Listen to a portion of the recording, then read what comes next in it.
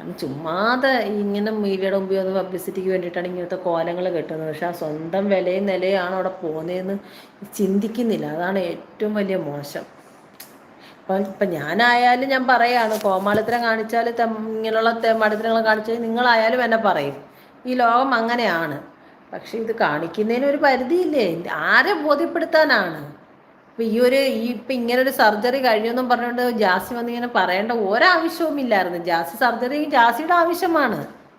പിന്നെ ആ ഒരു കമ്മ്യൂണിറ്റിയിൽ നിന്നിട്ട് ആ രീതിയിൽ ജീവിക്കുക. അല്ലാതെ നമ്മളെ നോർമലായിരിക്കുന്ന സ്ത്രീകളെയൊക്കെ അപമാനിച്ചാൽ അതിനുള്ള വിവരം ആൾക്കാർ പറഞ്ഞു കൊടുത്തതിന് ഒരു തെറ്റുണ്ടായിട്ട് എനിക്ക് ഫീൽ ആയിട്ടില്ല.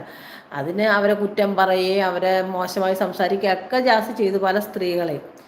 അതിന് വേണ്ടിയിട്ട് മാത്രമേ ഉള്ളൂ ഞാൻ പ്രതികരിച്ചത്. അല്ലാതെ എനിക്ക് ജാസിയുടെ വ്യക്തിപരമായിട്ട് ഒരു പ്രശ്നം ഉണ്ടായിട്ടല്ല.